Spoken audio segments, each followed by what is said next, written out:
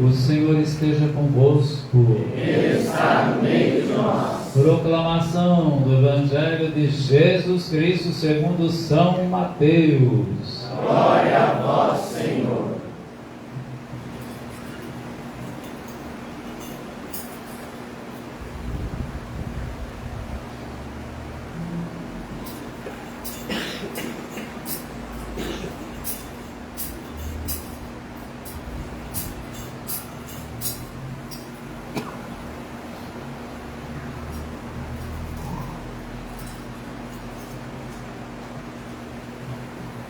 Jacó gerou José, o esposo de Maria, da qual nasceu Jesus, que é chamado o Cristo.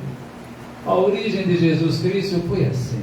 Maria, sua mãe, estava prometida em casamento a José, e antes de viverem juntos, ela ficou grávida pela ação do Espírito Santo. José, seu marido, era justo e, não querendo denunciá-la, resolveu abandonar Maria em segredo.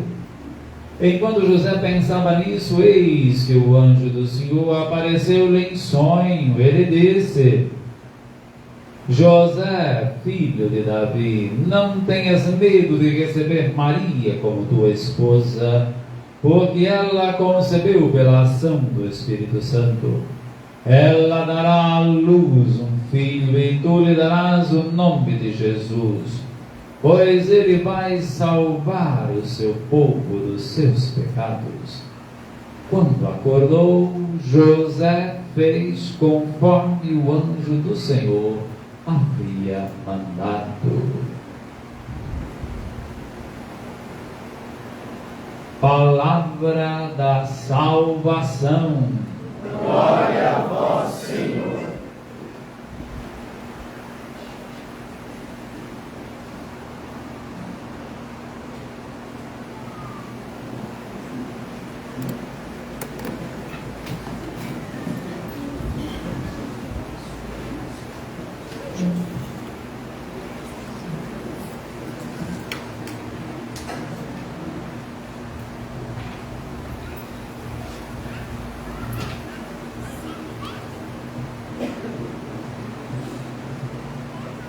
Queridos seminaristas, fráteres, amados irmãos e irmãs, em Cristo Jesus, também aqueles que nos acompanham nas nossas redes sociais. Essa oração está sendo transmitida. Então, a nossa saudação a você que nos acompanha. Depois dessa bela caminhada que fizemos, uma bonita procissão, muito bem conduzida, profundas reflexões bem significativas. Eu espero que a gente tenha aproveitado bem, Você que não foi, perdeu, viu? Claro que nem todo mundo às vezes consegue caminhar, Mas quem não foi, perdeu uma bela caminhada, uma bela procissão, muito significativa, por sinal. Então, são sempre momentos marcantes na vida da comunidade. Eu falava inicialmente que as procissões, elas não é só um simples caminhar, pelas ruas, como se estivéssemos sem rumo e sem direção, não.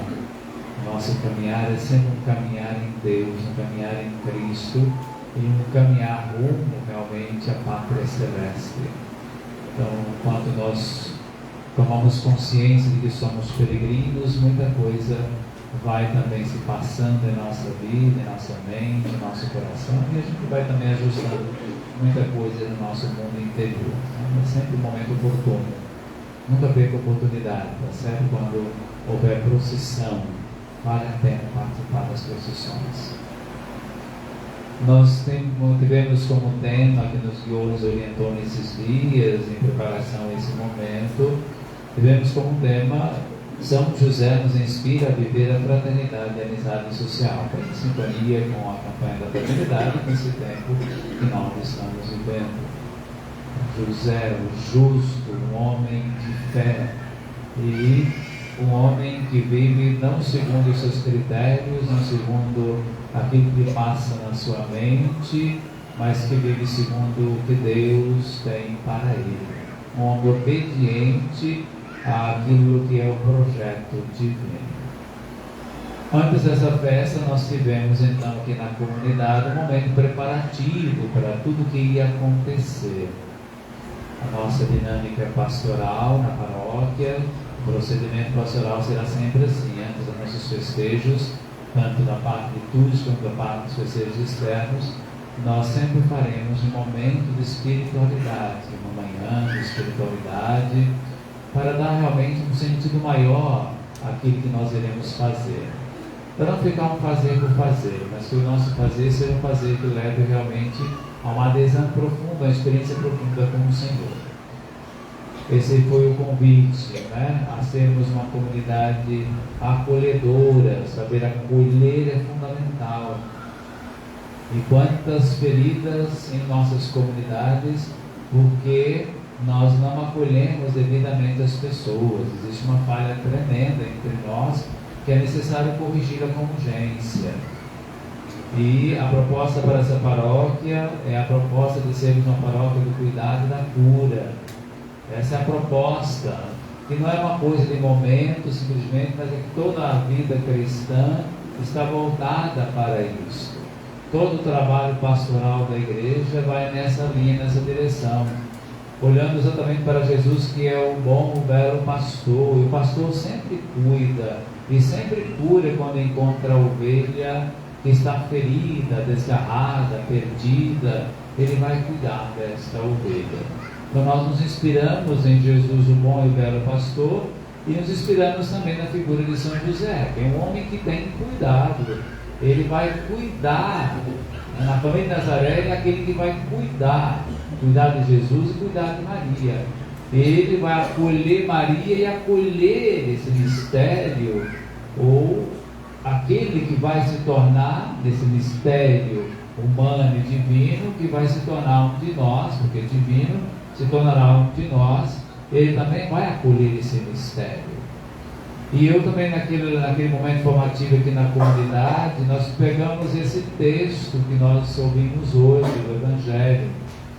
E eu falava de 3 coisas, entre tantas coisas. A gente pode dividir o texto em 4 partes, eu não vou me ater a isso também, para não me prolongar. Mas eu queria retomar aquela reflexão, porque eu vejo uma reflexão significativa para todo esse contexto que nós estamos vivendo e que somos convidados. Nós temos algumas diferenças com relação à questão do anúncio da chegada ou da entrada do verbo da vida na história humana. O anúncio de Jesus, o anúncio do verbo que vai se encarnar. Olhando para Lucas, quem recebe o anúncio do anjo é Maria, e recebe de forma muito direta. Já em Mateus, quem recebe o anúncio do anjo é José, e recebe através dos sonhos. Então cada evangelista tem uma maneira de nos trazer a verdade deste evento, de Deus que se fez um de nós. Tanto na cena de Maria com o anjo, quanto de José, nós percebemos em primeiro dado, como eu falava naquela manhã de espiritualidade aqui na comunidade, é a dimensão da surpresa. Deus que sempre nos surpreende. Maria se sente surpreendida quando o anjo diz: alegra-te, cheia de graça, o Senhor é contigo. José se surpreende quando sabe que Maria está grávida, mas eles não estão ainda juntos, morando juntos. Há uma surpresa. O que se passa? O que está acontecendo? José fica surpreso com o que está aí se dando. Na realidade, ele constata, porque Maria era aquela que tinha sido prometida a ele em casamento. E agora? Como é que ela aparece grávida? Então, uma surpresa aí. Depois da surpresa, como eu também dizia naquela manhã de espiritualidade, surge a dúvida, a incerteza, a insegurança. Maria também teve isso, e fica perguntando para o anjo: como é que isso vai acontecer? Como é que isso vai se dar? José também começa a entrar em dúvidas e começa a pensar em deixar Maria, porque se ele a denunciasse, ele conhece bem a lei, aí está a dimensão de justiça em José, porque José não segue a lei estritamente. José leva em conta a pessoa de Maria, a vida de Maria. E para não denunciá-la, ele vai então sair de cena, né? Vai sair de cena e deixar, enfim, as coisas transcorrerem como devem transcorrer. E é exatamente neste emaranhado de dúvida, de insegurança, de incerteza, que daí José recebe uma mensagem em sonho, e que ele não tenha receio, ele não tenha medo de acolher Maria como a sua esposa, porque o que nela está se realizando, ou que está acontecendo com ela, é obra de Deus, é ação do Espírito Santo. Então, no sonho, o anjo comunica a José que há um plano divino, no qual José deve, é claro, porque Deus deixa a liberdade, como deixou para Maria e para José também, deles poderem se inserir nesse plano divino, nesse projeto divino. E eu também falava então, naquela manhã de espiritualidade, a importância de nos inserirmos num projeto, em um plano maior, nos sentirmos participantes de um plano maior, e não apenas daquilo que a gente já tem programado para o nosso dia a dia. Sabe aquela rotina nossa? Levanta, né? Vai para o trabalho, vai para o estudo, depois, enfim, as atividades que tem, volta à noite para casa, aquela rotina, que é uma coisa, não estou aqui desmerecendo as nossas rotinas, não me entendam mal, mas um propósito maior na vida, até para que eu possa ter disposição e coragem para acolher aquilo que a vida vai me trazer. Então há um porquê, há um propósito maior, e José percebe isso, assim como Maria. Maria percebe isso, e José também, e aí dão o sim deles. E desse sim, eu falava também sobre isso, a gente pode traduzir como confiança. Eles confiam no plano divino, obedecem à vontade divina. José obedece à vontade divina, acolhendo Maria como aquela que é a mãe do Salvador. E José tem uma tarefa, né? Que é de dar nome a Jesus e conferir a ele a descendência de Davi, porque José é também da tribo de Davi. Então José confere a Jesus aquilo que, segundo as Escrituras, deve ser filho de Davi. Então José, a figura de José é importantíssima nesse contexto da salvação e da chegada daquele que é o Salvador da humanidade. Então nós temos aí a surpresa, a dúvida e a confiança. É um caminho de fé, como vimos na carta aos Romanos hoje. Abraão é o pai na fé, ele faz um caminho de fé. Há uma decisão de acolher a proposta divina para ele, para que ele se torne pai de muitos povos. O seu próprio nome em hebraico significa isso. Abraão em hebraico significa pai de muitos povos, é o pai da fé.